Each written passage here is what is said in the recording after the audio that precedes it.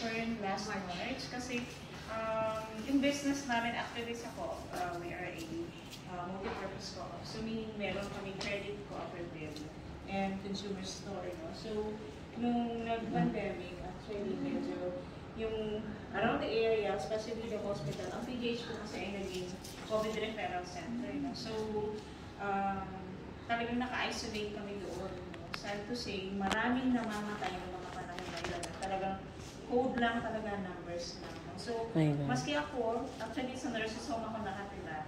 No? So, 3 months akong hindi sa bahay namin. Kasi ang mother ko ay senior citizen na, hindi pa bakunado. Later na rin akong naging nagkakaroon. So, masyadong delikado.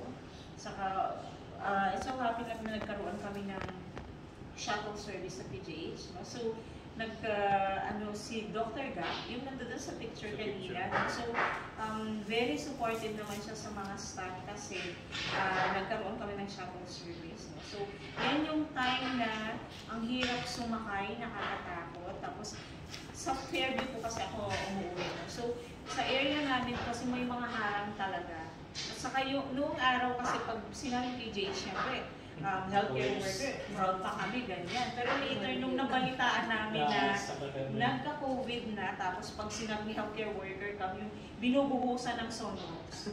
Oh my God. Bigla kaming natakot. No? Binubuhusan kayo ng Sonox? Not us, but somewhere in Davao yata. Yung mga news, kasi natatakot yung mga tao na may dala sila.